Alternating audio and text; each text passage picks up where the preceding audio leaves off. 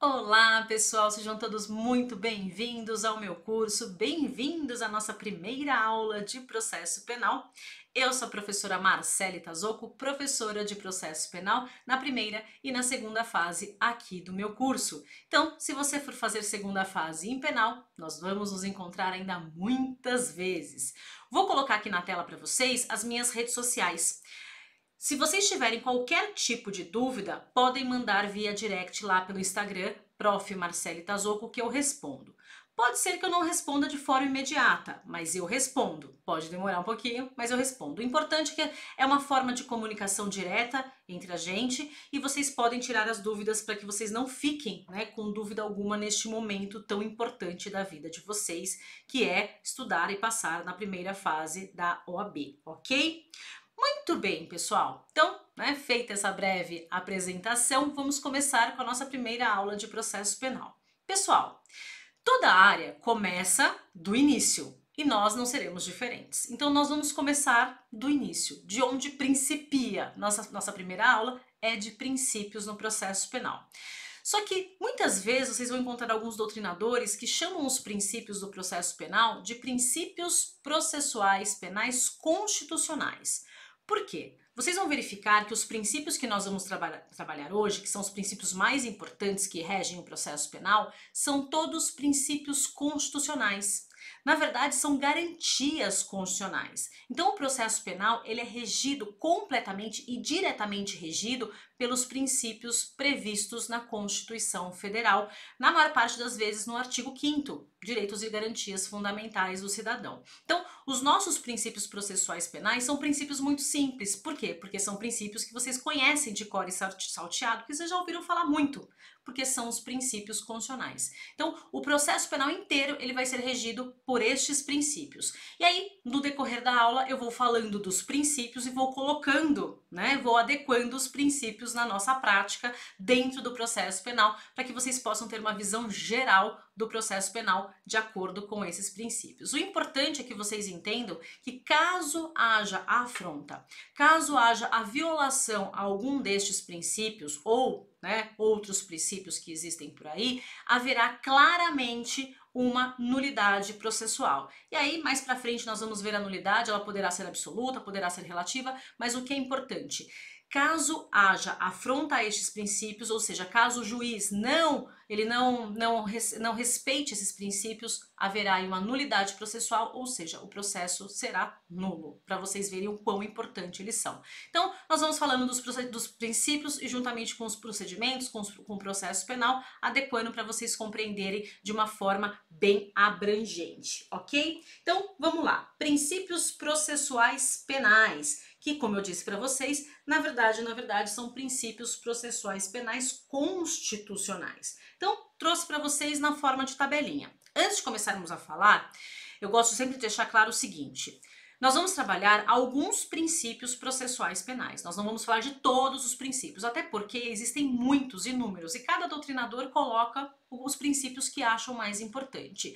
Eu selecionei estes princípios que são os mais recorrentes e os mais importantes para o processo penal. Então, por este motivo, nós não vamos trabalhar todos os princípios, que são muitos, mas esses são os mais importantes que vocês devem ter sempre em mente, ok?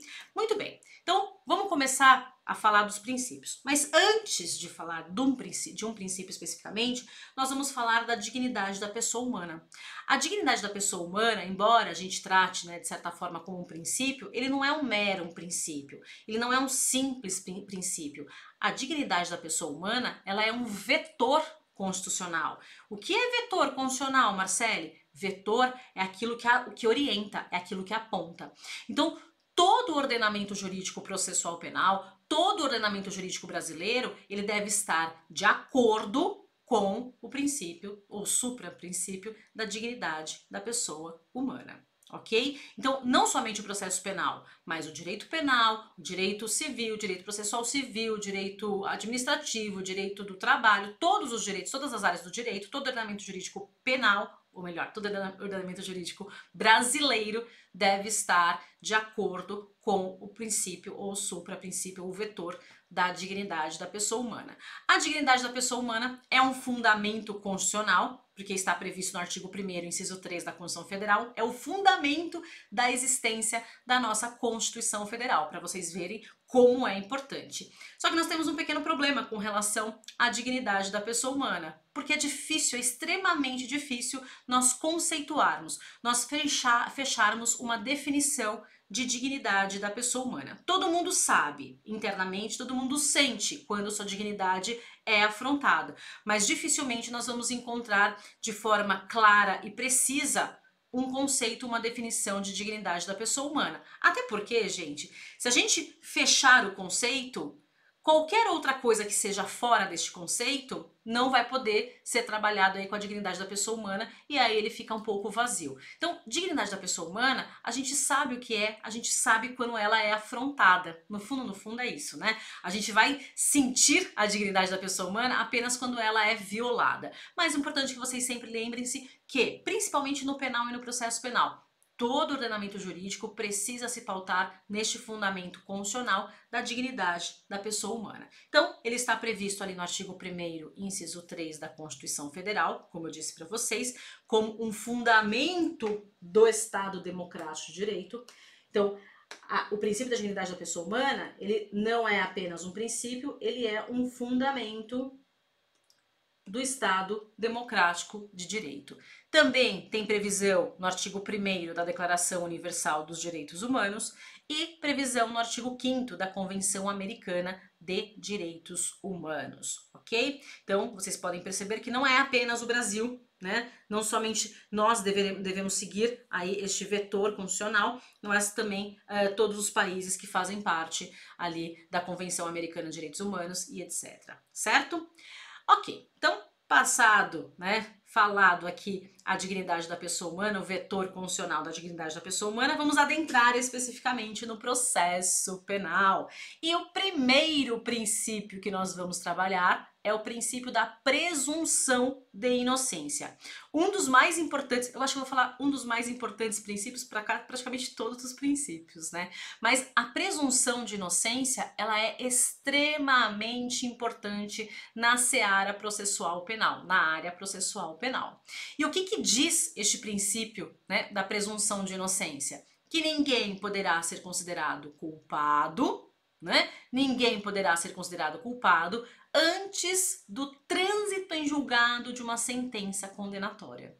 Então, olha só, alguns pontos importantes para a gente analisar com relação ao princípio da presunção de inocência. Então, primeiro, ele está previsto lá no artigo 5º, inciso 57 da Constituição Federal, né, uma garantia constitucional, e ela traz o quê? Então, o que diz o princípio da presunção de inocência? Deixa eu colocar aqui, vou colocar em verde. Ninguém poderá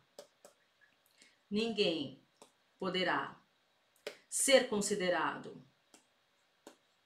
culpado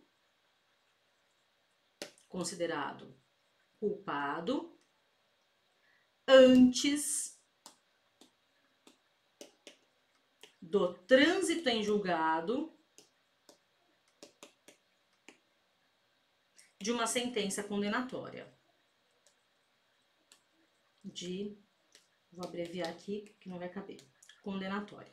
Ok? Então, ninguém poderá ser considerado culpado antes do trânsito em julgado de uma sentença condenatória. O que é mais importante aqui? A ideia de ser antes do trânsito em julgado. E o que é trânsito em julgado? Para que não haja qualquer tipo de dúvida. Você pode falar, trânsito em julgado é porque quando não cabe mais recurso. Exatamente. Então, a ideia do princípio da presunção de inocência que hoje nós podemos trabalhar, né, exatamente na forma que está previsto na Constituição Federal. E por que eu digo isso? Porque há um tempo atrás o STF estava com um entendimento diverso disso que nós falamos aqui. Mas agora estamos, né, aqui todo mundo na mesma vibe, na mesma consonância. Então, o que se entende pelo princípio da presunção de inocência? Que antes de transitar em julgado uma sentença condenatória, então antes de ser sentença condenatória definitiva, ou seja, não cabe mais recurso, ninguém poderá ser considerado culpado.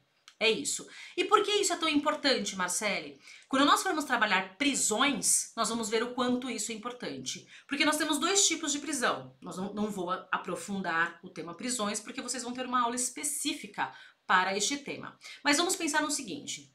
Tema prisões. Nós temos dois tipos de prisão. A prisão penal, que é a prisão para o cumprimento de pena. A pessoa vai ter que cumprir pena, então ela vai ficar presa por um tempo. Prisão penal. E temos a prisão processual. A prisão processual, como o próprio nome diz, ela vai ocorrer no curso do processo. Mas vejam, é uma prisão no curso do processo, então não há trânsito em julgado ainda, não há uma sentença condenatória transitada em julgado. Então como é que eu posso deixar uma pessoa presa sem que seja transitada em julgado aqui a sentença condenatória? Como é que eu posso deixar uma pessoa presa se ela ainda é considerada não culpada? Se ela ainda é considerada, entre aspas, vamos colocar assim, inocente. Então, por isso que a prisão processual, ela tem que ser uma exceção e não uma regra. E para que se prenda preventivamente ou temporariamente, que são as prisões processuais, eu preciso preencher os requisitos da prisão preventiva e da prisão temporária. É isso. Porque eu estou o quê? Entre aspas, tá, pessoal? Violando o princípio da presunção de inocência. Ou seja, ele ainda é considerado inocente, mas eu vou deixá-lo preso. E aí, por que então ele deixa preso, Marcele? Porque ele está atrapalhando o processo. É mais ou menos isso, né? Porque ele está causando no processo. Então, se ele está causando no processo, vai ficar preso para que o processo possa correr naturalmente. É mais ou menos essa ideia. Então, é uma exceção a essa regra. Por isso que a prisão processual, ela tem que ser vista como forma de exceção e não como regra. Por quê, Marcele? Por conta do princípio da presunção de inocência. Se ninguém poderá ser considerado culpado antes que uma sentença condenatória transite em julgado, em tese, a regra é que eu não possa prender essa pessoa porque ela é inocente. Ok? Muito bem.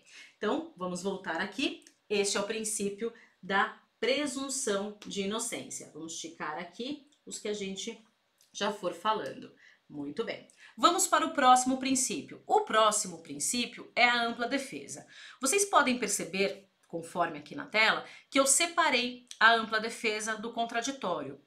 Embora eles estejam previstos no mesmo inciso, que é o inciso 55 do artigo 5º da Constituição Federal, eles são diferentes. Eles têm uma abordagem diferente, ok? Então, por isso que eu separei. Muitas vezes a gente acaba, na faculdade, na graduação, a gente acaba dando junto, vocês acabam vendo junto esses princípios, mas eles têm a sua diferença e é importante que a gente sinalize a diferença aqui. Então, vamos lá. Ampla defesa. O que é ampla defesa? É uma defesa ampla, é isso. Ampla defesa nada mais é do que a possibilidade da defesa ser ampla. E aí a gente tem que pensar no conceito de amplitude, no conceito do que é amplo. O que é amplo? Amplo é algo extenso, é algo grande, ok? Então a defesa, ela deve ser extensa, ela deve ser grande. Esta é a ideia da ampla defesa. Se é defesa, a ampla defesa só serve para a defesa. Tudo bem? Ok. O que é importante neste princípio? Né? Porque eu falei o óbvio. O que é importante neste princípio? A ampla defesa, vou colocar aqui, ampla defesa, ela se divide em defesa técnica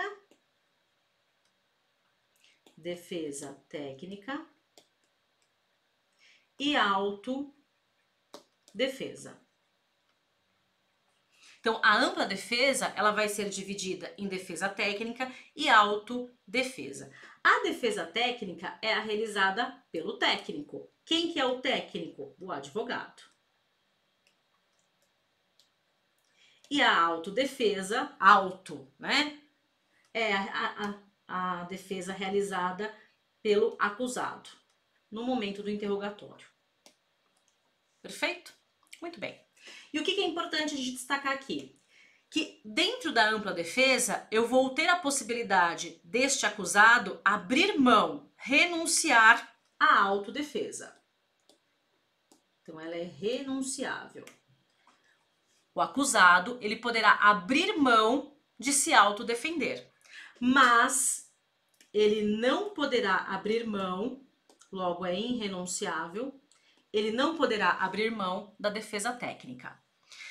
Isso significa dizer que todo processo penal terá obrigatoriamente um advogado. Todo processo penal. Então, a defesa técnica, ela nos leva à regulamentação da obrigatoriedade de um advogado, da obrigatoriedade da defesa técnica no processo penal. Então, não vai existir aquela situação que existe muito no civil, né? No processo civil que fala que é... Ai, gente, né? Lembro mais ou menos, da revelia, não é? Ah, a parte foi citada, né? O réu foi citado, não apresentou a contestação, o processo corre à revelia, ou seja, corre, né, sem que ele apresente a defesa. No processo penal, isso não vai acontecer. Mesmo para os acusados foragidos ou para os acusados ausentes, haverá obrigatoriamente a necessidade de um defensor. Ah, Marcele, mas se ele está foragido, se ele está ausente, como é que ele vai contratar advogado? Não é ele que vai contratar. O Estado vai fornecer um defensor dativo para ele. Então, lá no artigo 261 do Código de Processo Penal, vocês vão ter essa regulamentação de que mesmo aos acusados ausentes ou foragidos, haverá a defesa técnica, haverá defensor constituído ou defensor dativo. Então, se não constitui o defensor, tudo bem, o Estado nomeia um defensor para que o defensor acompanhe todos os atos do processo. Então vejam, a ampla defesa estará garantida por meio da defesa técnica. Ah, ele sumiu. Se ele sumiu, ele está abrindo mão do seu direito de autodefesa. Ele está renunciando. Ah, quero saber de me defender, não. Eu não tenho nada para falar, não. Eu não quero falar nada. Então ele some. Ok, ele sumiu? Perfeito. Ele vai ter um advogado que vai representá-lo em todos os atos processuais, ofertando a ampla defesa através da defesa técnica. Tudo bem? Tanto que a autodefesa, ela é renunciável, ele pode abrir mão, que ele tem o direito de ficar em silêncio no momento do interrogatório. Então, o acusado é obrigado a falar no momento do interrogatório? Não, porque o momento do interrogatório é o momento onde ele exerce sua autodefesa. Se ele não quiser exercer qualquer tipo de autodefesa, ele fica em silêncio, ou seja, ele está abrindo mão da sua autodefesa, certo? Muito bem. Este é o princípio, então, da ampla defesa. E aí nós temos aí, em seguida, o princípio do contraditório. O princípio do contraditório, por que que eu dividi aqui? Porque o princípio do contraditório vale para ambas as partes, tá? Então, o princípio do contraditório vale tanto para o MP, ambas as partes, tanto para o MP como para a defesa. E é o direito de contraditar, de contestar, vamos colocar assim, de se manifestar contra ali o posicionamento ou a manifestação da parte contrária.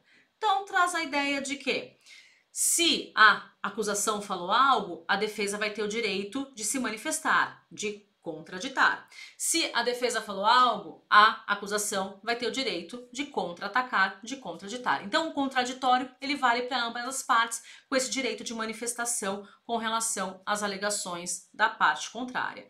Por que que eu separei? Porque a ampla defesa é só para defesa. O contraditório já serve para ambas as partes.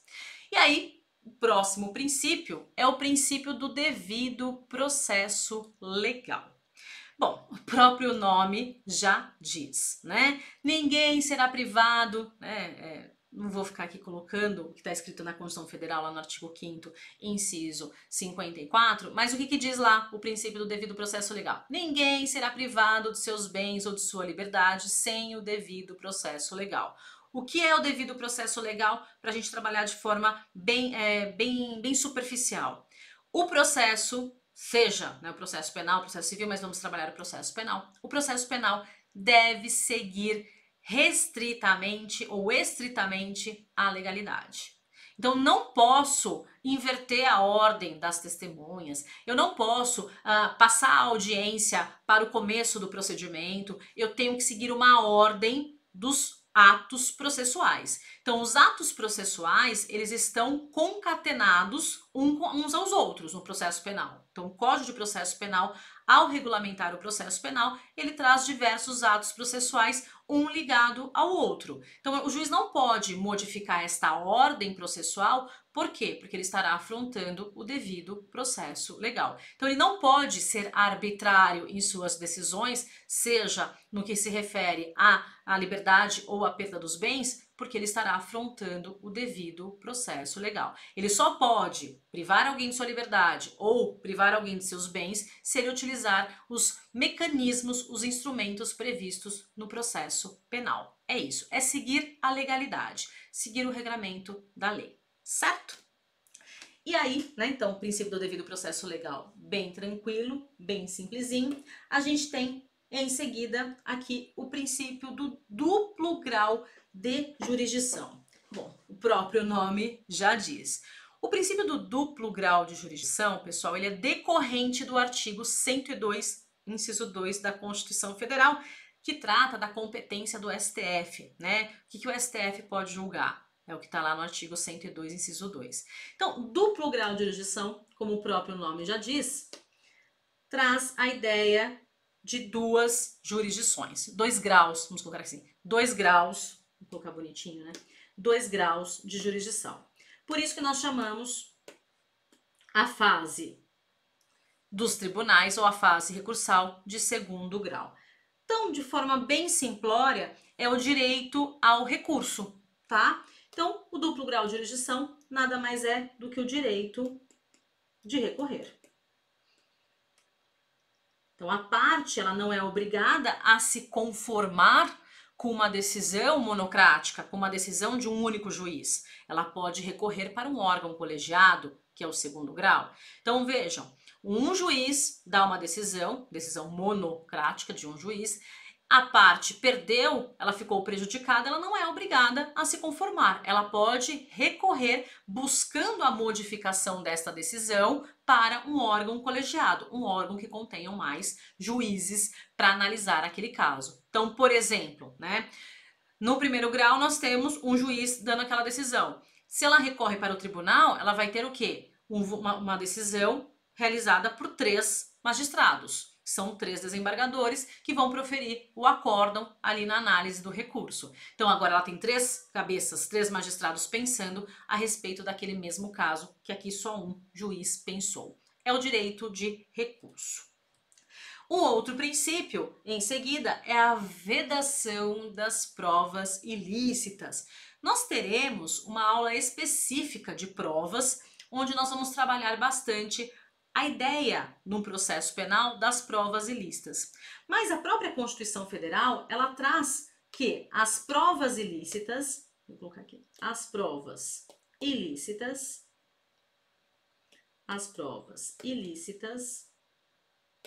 são inadmissíveis no processo. Isso está previsto no artigo 5º da Constituição Federal. Então, as provas, se forem produzidas com afronta à legalidade, afrontaram a legalidade, serão consideradas provas ilícitas e são inadmissíveis, não poderão ser utilizadas no processo. E aí nós temos o artigo, que nós vamos ver mais para frente, nós temos o artigo 157 do Código de Processo Penal, que reitera, confirma este mandamento constitucional, confirma a ordem constitucional de que as provas ilícitas são inadmissíveis no processo e acrescenta, devendo ser desentranhada, retirada do processo. Retirada do processo. Para vocês perceberem o quão envenenadas, o quão maculadas essas provas estão. Então, se a prova é ilícita, não basta apenas a declaração da ilicitude dessa prova. Além da declaração da ilicitude, nós vamos precisar o quê? No processo penal, que elas sejam arrancadas, que elas sejam retiradas dos autos. Tudo bem? Para que não se macule, para que não se vicie o processo com relação aos próximos atos processuais. tá? Então, nenhuma prova será admissível desde que seja ilícita. E aí você pode me falar, mas Marcele, eu já ouvi dizer que se for pró réu, é possível a utilização da prova ilícita. Sim. O STF entende que se a única prova no processo que demonstre a inocência do acusado, ela é ilícita, nós não vamos mandar o inocente para a cadeia por uma mera formalidade, né?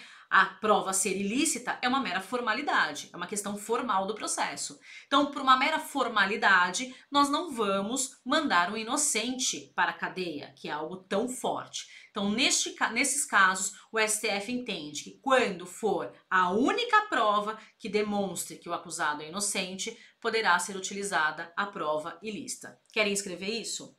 Então, vamos escrever aqui. O STF entende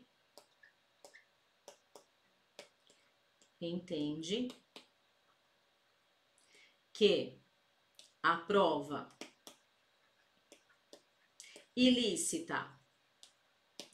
ilícita, poderá ser utilizada somente, vou colocar assim, somente, quando, vou abreviar para cadeia, for a única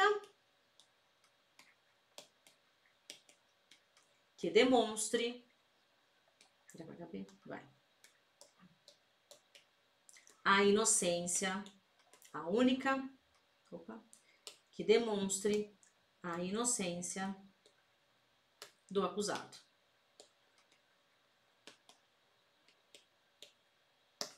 Tudo bem? Então, só existe esta exceção. No mais, as provas ilícitas são inadmissíveis no processo. Certo? Muito bom. E aí, continuando aqui os nossos princípios, vamos falar do princípio do juiz natural. Que princípio é esse, Marcele? É o princípio que está previsto lá no artigo 5º, inciso 53 da Constituição Federal. E o que diz este princípio?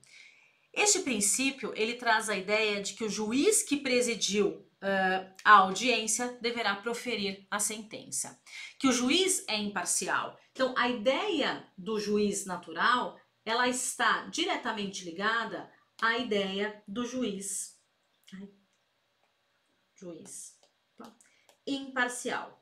Então, a ideia de imparcialidade do magistrado, ela está prevista no artigo 5º, inciso 53 da Constituição Federal. Este princípio ele foi trazido na Constituição Federal para que se evitasse, né, para se evitar os tribunais de exceção. Então, o juiz natural é a ideia do juiz imparcial, ok? Aquele juiz é o competente, é o imparcial para o melhor, né, o melhor sujeito para julgar aquela causa de forma justa. Este é o princípio do juiz natural. Muito bem. E aí, continuando, né, nossos 4 últimos princípios, busca da verdade processual. Este princípio, ele é bastante utilizado no processo penal, só que ele não está previsto expressamente, ele decorre da análise dos artigos do CPP. E o que seria este princípio? Talvez vocês tenham ouvido falar deste princípio, mas da seguinte forma: busca da verdade, deixa eu colocar aqui, real. Alguns doutrinadores, eles trazem esse princípio com o nome de busca da verdade real. Aqui, por uma questão dogmática, filosófica, eu prefiro usar o busca da verdade processual. Porque a verdade verdadeira, né? A verdade, ela não é absoluta, ela é relativa. E eu não vou conseguir trazer a verdade real para o processo. Eu vou buscar chegar mais próximo da verdade dos fatos. E é isso que é a verdade processual, é a busca da proximidade da verdade dos fatos. Mas não é a verdade expressa, a verdade realmente dos fatos, ok? Mas isso aqui é uma questão filosófica, não faz o menor sentido a gente discutir isso. Então, vocês podem tanto trabalhar com o princípio da busca da verdade real, como com o princípio da busca da verdade processual. E o que é isso? É justamente esta ideia de que todos os sujeitos processuais, Ministério Público, defesa, inclusive o magistrado, poderão produzir provas no processo penal para buscar, para chegar o mais próximo desta verdade processual, tá? Então, aqui no processo penal, os sujeitos processuais podem produzir provas.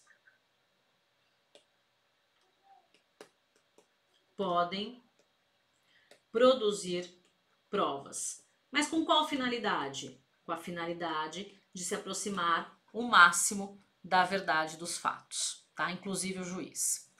Que é bastante discutível, mas pode, tá? Aí o outro princípio é o princípio da igualdade processual entre as partes. O próprio nome já disse, mas vocês podem ter ouvido este princípio como o princípio da paridade de armas também, né? Alguns doutrinadores utilizam o princípio da paridade de armas. Eu não gosto, né? Porque parece que o processo penal é uma guerra, né? Tomem suas armas, lutem. Não gosto muito desse nome, mas é a mesma coisa. E ele decorre do princípio do contraditório, lá do artigo 5º, inciso 55, quando traz a ideia de que as partes têm os mesmos direitos no processo penal. Então, se o Ministério Público teve direito a alguma coisa, vamos pensar assim: o Ministério Público tem direito de arrolar até 8 testemunhas no procedimento ordinário.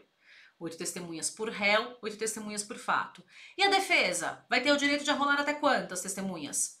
O mesmo número, por causa do direito da igualdade, do princípio da igualdade processual entre as partes. Então, se a acusação tem o direito, a defesa também vai ter. Se a defesa tem o direito, a acusação também vai ter. Então, as partes têm direitos iguais no processo. Lembrando, isso é extremamente importante, que o Ministério Público no processo penal, ele é parte do processo, ok? Então, não tem esse negócio de prazo em dobro, nada disso. Ele é parte no processo. Por isso que tem aqui a igualdade entre defesa e a acusação, certo? Muito bem. Para acabar, né, os dois últimos princípios, extremamente importantes, mas bem simplesinhos. Princípio da publicidade. Princípio da publicidade. Todos os atos processuais são públicos, né? O princípio da publicidade traz que todos os atos processuais, todos os atos processuais são públicos.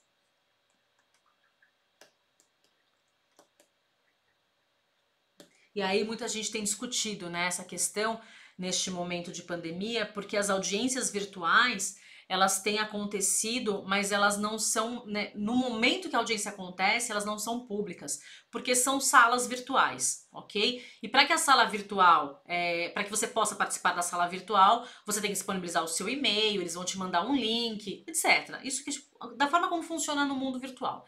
Então, as pessoas, vamos supor, não estamos no momento da pandemia. Qualquer momento você poderia ir no fórum, abrir uma porta de audiência, uma porta onde está sendo realizada uma audiência e assistir, sentar ali do lado e assistir a audiência, desde que o processo não seja sigiloso, não esteja em segredo de justiça. Então você poderia livremente assistir qualquer audiência. E aí muita gente questiona esse momento que da pandemia, onde as audiências são virtuais, porque no momento da audiência nós não temos a possibilidade de entrar, não ficam os links disponíveis para poder abrir aqui e falar, quero entrar nessa audiência. Mas, gente, a audiência depois vai ser disponibilizada e fica lá, o ato processual é público. Então, você talvez não possa participar da audiência no momento ao vivo, mas depois você pode assistir a audiência na íntegra. Então, continua sendo público este ato processual, ok? O outro princípio, o último princípio, é o princípio da motivação das decisões. Princípio da motivação das decisões. O que é este princípio? Simples. Princípio previsto no artigo 93, inciso 9 da Constituição Federal, extremamente importante no processo penal. Nós vamos ver mais para frente que todas as decisões do juiz devem ser fundamentadas e motivadas. Mas não é fundamentada e motivada de forma genérica. Não! As decisões devem ser fundamentadas e motivadas de acordo com o caso concreto. Então agora, o pacote anticrime introduziu o artigo 300... Introduziu não, né? Alterou o artigo 315 do Código de Processo Penal, trazendo ali o que o juiz, o que não será considerada uma decisão motivada, o que não será considerado uma decisão fundamentada. Então, o juiz não pode simplesmente na decisão parafrasear um artigo como fundamento. Não, ele tem que adequar o fato concreto ao que está previsto na lei. Ele não pode só copiar o artigo. Ele não pode só, de acordo com um artigo tal. Não, ele tem que justificar. Então, ele tem que adequar o que está acontecendo no processo com o que está previsto na lei. Isto é uma decisão motivada, uma decisão fundamentada. E agora a gente tem um artigo no próprio Código de Processo Penal bem expresso, dizendo que as decisões judiciais, elas precisam desta motivação, essa motivação objetiva, dessa motivação específica com o caso concreto. Ok? Tranquilo? Perceberam que nós falamos de diversos princípios que vocês conhecem de cor e salteado, sabem todos, nenhum princípio foi novidade para vocês, mas são princípios extremamente importantes e os mais utilizados no processo penal, certo? Com isso eu vou encerrar este bloco, daqui a pouco a gente volta com mais aula de processo penal. Até daqui a pouco, pessoal!